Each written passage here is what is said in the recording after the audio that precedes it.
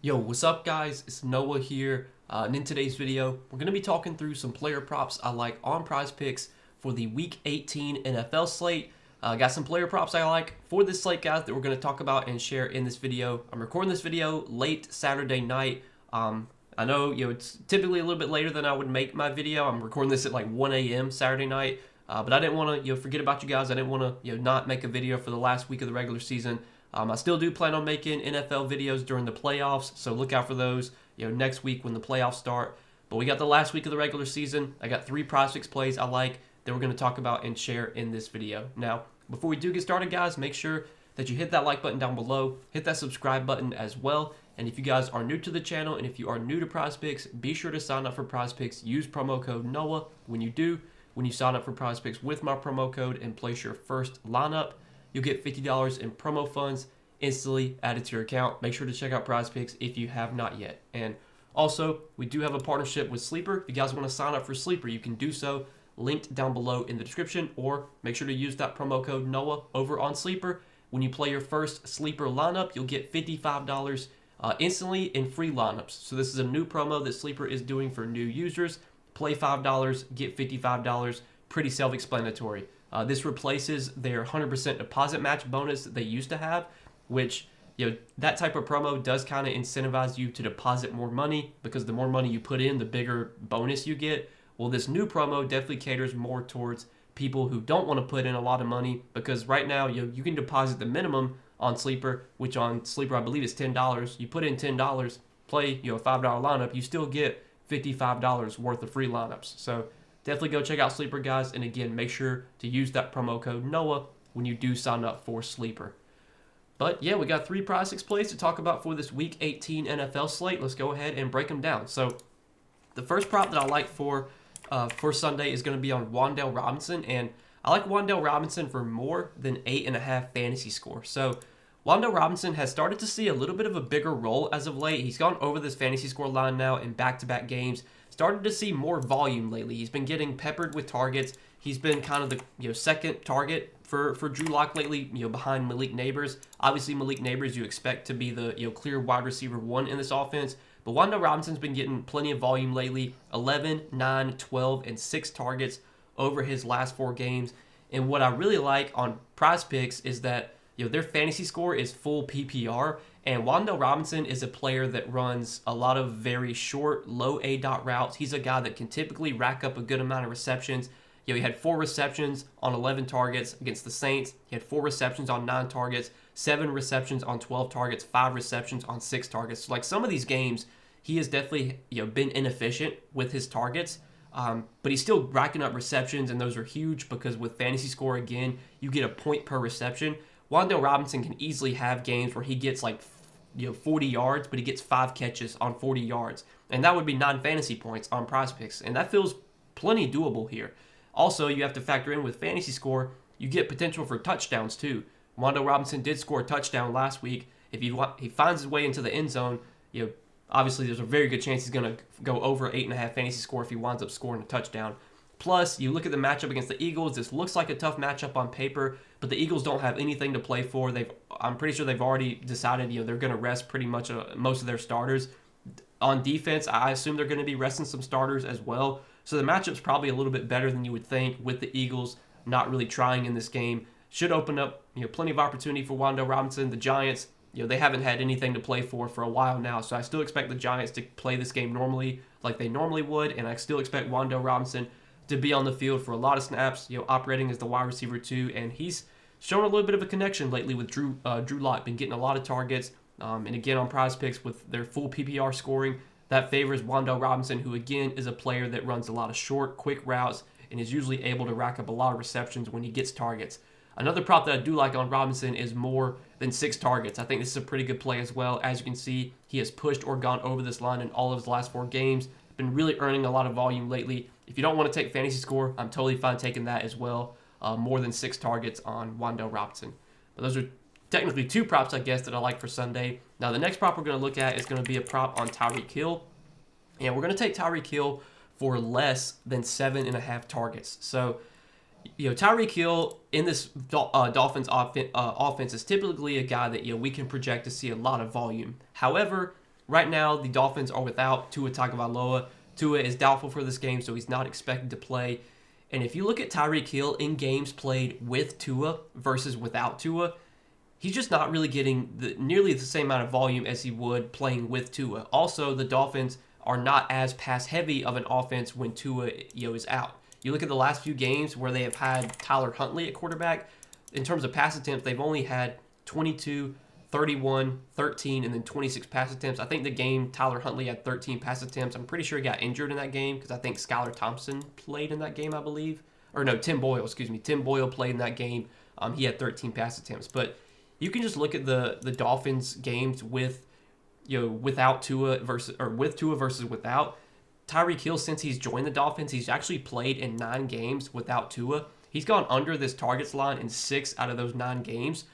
One of the games he went under, or one of the games he went over was back in 2022 when he had, I believe, it was when he had Teddy Bridgewater at quarterback, who's, funny enough, trying out for the NFL again. We'll see if Teddy Bridgewater makes it back into the NFL.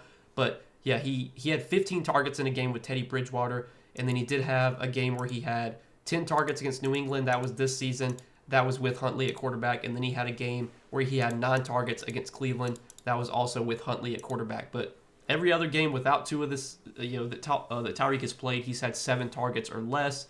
This matchup against the Jets, I don't think it's like the greatest matchup either. I mean, the Jets have historically been a pretty good defense. They've historically had a good secondary. I know the Jets, don't really have anything to play for, so it's hard to really look too much into the matchup here because it's just it's not the same Jets team as it was at the beginning of the season. But I still don't think it's the greatest spot for Tyreek. Obviously, playing without Tua really hurts him. Jalen Waddle's also back as well. Jalen Waddle had been dealing with an injury. He had missed a recent game.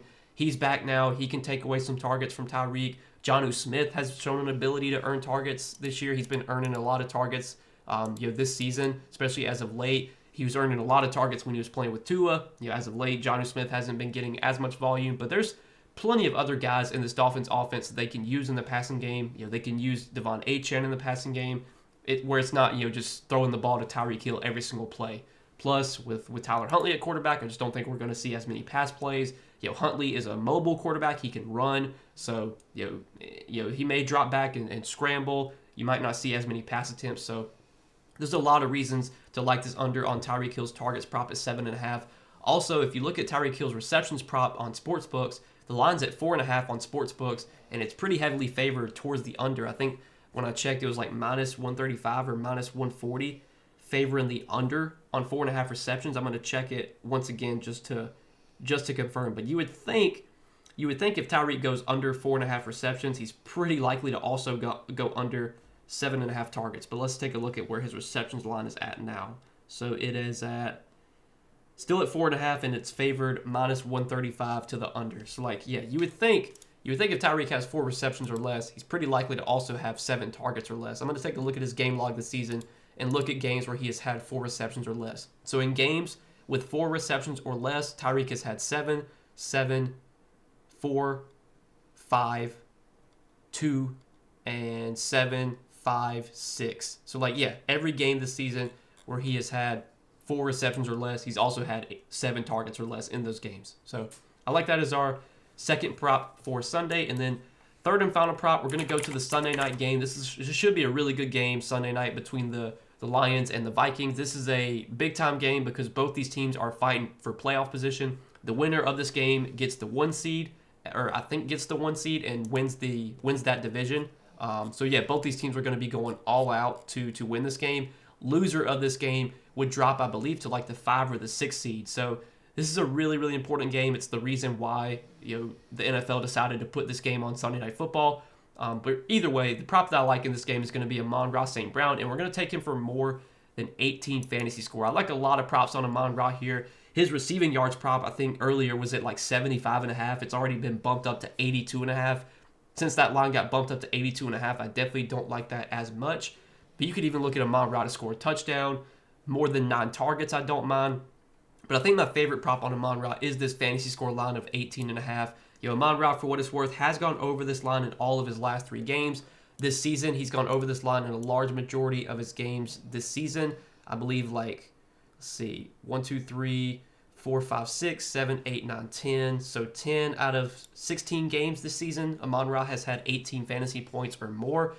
And you look at this season, Amon-Ra has not only been just getting a ton of volume because he's a top target for Jared Goff. He's also been getting into the end zone a lot. I think he scored I want to say he scored 11 or 12 touchdowns this year. Amon-Ra has. Let me take a look at that just to confirm. Yeah, he scored 12 touchdowns this season on 134 targets. He just gets a ton of volume. They use him a ton near the red zone. They'll target him a ton near the red zone, the goal line. They'll even call design plays like screen passes, to get Amon-Ra the ball near the goal line and to get him touchdowns.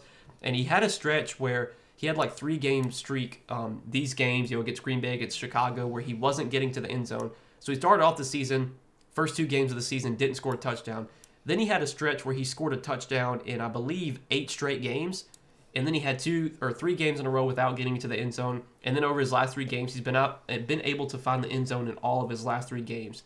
I would think that if Amon-Ra scores a touchdown, he's pretty likely to go over 18 fantasy score. For what it's worth, he has had 2 games this season where he's scored a touchdown and didn't go over 18 fantasy score. He also did have 1 game against Tampa Bay where he didn't score a touchdown but went over 18 fantasy score. So it's kind of pick your poison here, but I like both these props on Amon-Ra. More than 18 fantasy score, also to score a touchdown. They just use him so much, in terms of volume and near the red zone, near the goal line. He's always getting those targets near the red zone and at the goal line. And this is a matchup that I think is pretty good. The Vikings this season defensively, they have been stout against the run. We'll see how much success Detroit has running the ball in this matchup because Minnesota's been one of the best run defenses this season. The way you beat this Minnesota team is definitely through the air. And you look this season, they are giving up the most fantasy points per game to wide receivers. So I like the matchup a lot here for Amon-Ra St. Brown. These teams have already played once this season, and he had a huge game against Minnesota. 8 catches for 112 yards and a touchdown. He had 25.2 fantasy points when he faced Minnesota earlier this season. This game has a 56 total. It's by far the highest total on the slate. It's one of the highest totals we've seen in an NFL game all season. So this is a game that's expected to be very high scoring, kind of expected to be a back and forth type shootout environment. This game, it's going to be played at home in Detroit in the Dome, so you don't have to worry about weather or anything like that. There's just so many boxes you can check in this spot for Amon-Ra St. Brown. I like him for more than 18 fantasy score here. Expecting a pretty big role for Amon-Ra in a must-win game. I would be surprised if he sees anywhere less than 8 or 9 targets. That's why I like a lot of his props, his fantasy score, his targets line, and to score a touchdown. I think also looks pretty good. But again, with fantasy score, you just get you get points for everything. So there are definitely scenarios where Amon-Ra has 6 catches, 60 yards, but he catches a touchdown, so he would have 18 fantasy points. But there's also a chance that maybe he doesn't catch a touchdown, but he has 10 catches for 90 yards or something, and that would be 19 fantasy points. So there's just with fantasy score you have more outs. You're not relying on one specific thing, and with how the Lions have used Amon-Ra this year, especially in games where they must win games, he's just going to get peppered with volume in the spot, I would assume. It's a great matchup too. Minnesota's been really bad against the pass this year. They've given up again the most fantasy points to wide receivers. A lot of boxes you can check in this spot for Amon-Ra, like him for more than 18 fantasy score. So these are 3 props, guys, that we're going to roll with for Sunday's NFL slate for Week 18, last week of the regular season. Don't worry, we're going to have plays, props. We're going to give them out all during the playoffs, so be on the lookout for those videos next week when the playoffs start. But I did still want to make a video for this last Week 18 slate, give you guys some plays I did like for today. As always, appreciate you guys watching these Prizepicks videos. Make sure that you hit that like button down below. If you enjoyed, hit that subscribe button as well. And if you guys are new to the channel, if you're new to Prizepicks, go check out Prizepicks. Sign up, use promo code NOAH. When you place your first lineup on Prizepicks, you'll get $50 in promo funds instantly added to your account.